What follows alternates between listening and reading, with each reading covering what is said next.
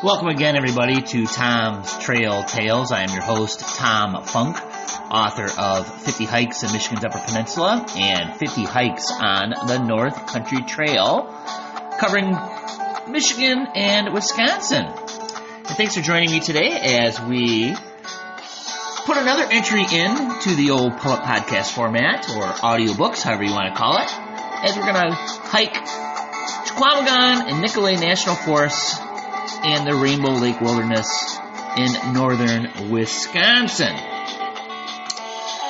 So this was a hike that I did back, I believe, in the year 2000, and it was a wonderful stretch of trail, and I'm going to tell you all about it. So the Chequamegon is a word, an Ojibwe word for shallow water, and the Chequamegon itself is 865,000 acres.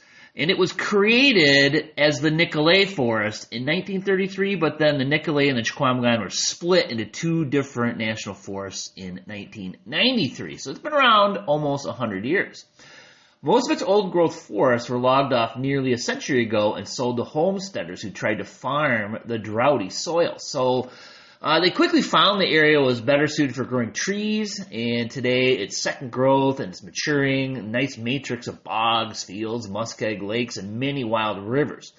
The National Forest hosts most of the wildlife that makes it a truly wild place. There's wolves, there's bear, bald eagle, and even common loons. The area is also known for its human history, especially with the numerous civilian conservation corps camps that dotted the area during the Great Depression. So the trail, it heads in a southwest direction towards the village of Drummond. This segment lent its name to the entire trail. Yes, long before the North Country Trail was established, this segment was known simply as the North Country Trail. The topography has been influenced by long ago volcanic activity, and the current landscape is crisscrossed by abandoned rail grades and roads, so paying attention to the trail markers is of paramount importance in this area. As when I hiked it, it was just after that terrible windstorm they had in 1999, and I don't think I ever got lost. I had lost the trail a few times, but you want to pay attention on any hike you take. So, for about 7.5 miles, the trail cuts diagonally across the 7,000-plus acre Rainbow Lake Wilderness, and this was designated in 1975. And this wilderness is popular with various user groups and has several trails that are well worn and used. But remember, no trail markers, no trail maintenance in wilderness areas. So the main attraction here are the 15 lakes and numerous unnamed ponds that attract canoers and kayakers. So if you're through hiking, this will be your first wilderness area of several, and it is important to note that the trail markers are not permitted, as I had mentioned, nor is mechanized equipment, even to clear the trail of downfall.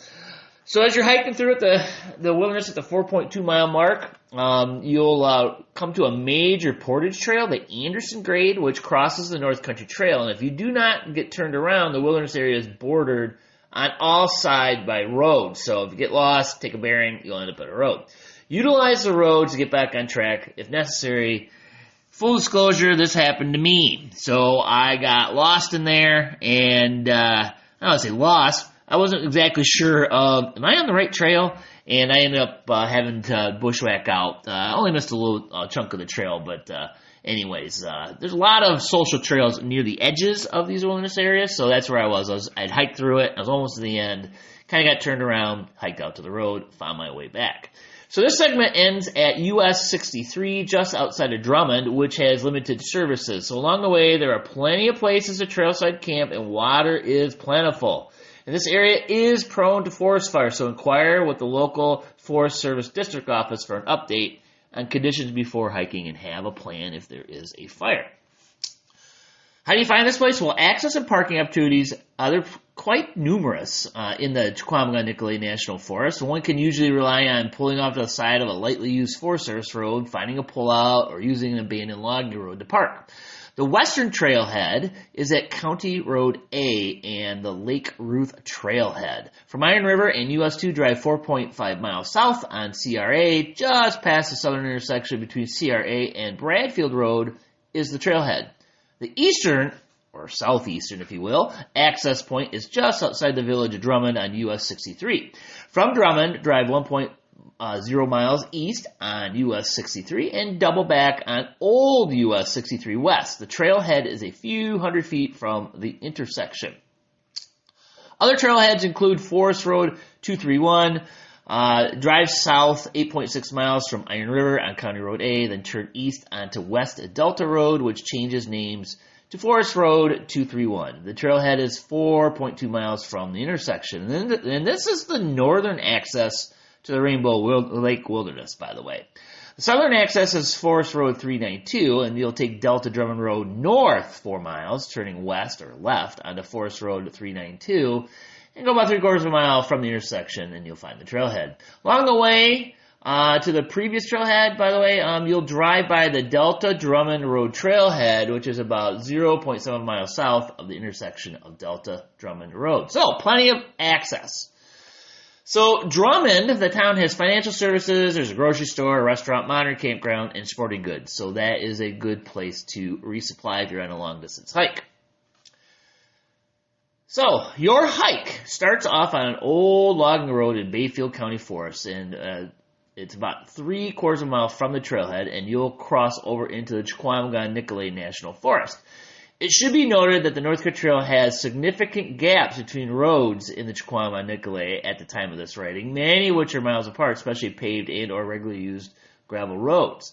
The trail heads south over heavily forested and rolling terrain, and the 1 mile mark, you'll cross Sears Road, 2.5 miles, you'll hit Muskie Lake Road, and at 4.9 miles, Cant Hook Lake Road. After crossing Cant Hook Lake Road, the trail will wind between several small ponds, lakes, wetlands in a southeast, then easterly direction. At the 7.4 mile mark, cross Forest Road 228 and enter the Rainbow Lake Wilderness, a federally designated wilderness popular with anglers. There are several portage and spur trails in the wilderness, trust me, along with many social trails, trust me, by exploring anglers, hunters, and hikers looking for that perfect campsite. Note that the trail heads southeast, and the wilderness area is surrounded on all four sides by regularly used Forest Service roads. So, again, to get turned around, just take a bearing and hike out to a road. At the 9 mile mark, cross a spur trail, which could take you to a parking lot, 1.6 miles east, at Forest Road 227 if you so choose. Past Tower Lakes on your north, then Rainbow Lake on your south and west.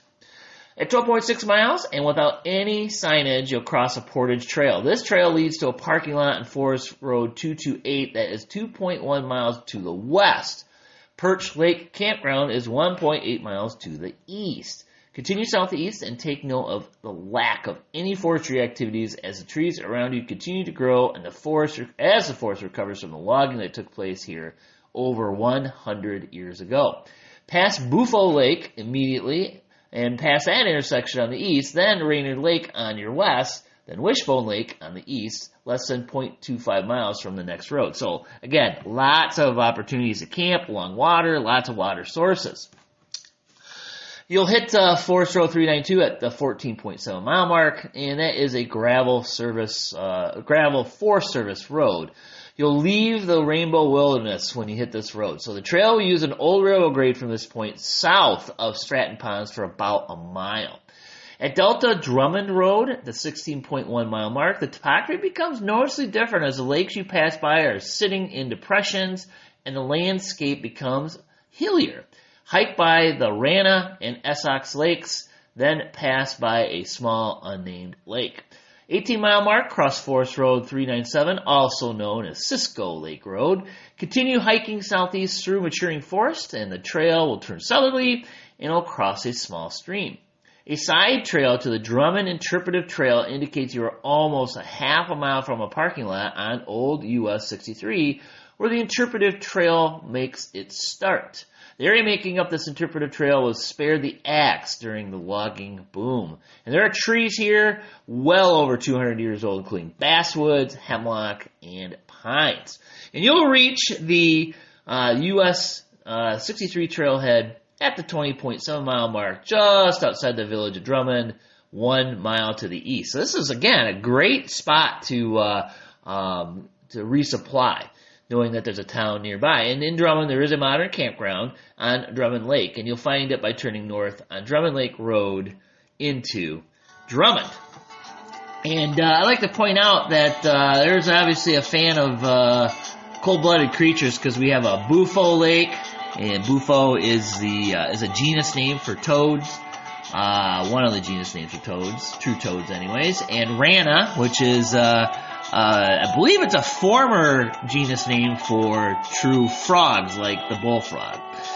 And, I am a biologist, I do love my taxonomy, but these doggone taxonomists cannot make up their minds, and so I would have to do some further research to see if that information is still current. And we also had a Cisco Lake, which is, Cisco is a name of a fish, so there you go.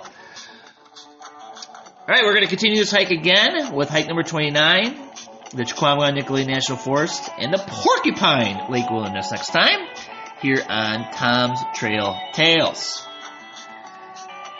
Thanks for joining me, and we'll see you again.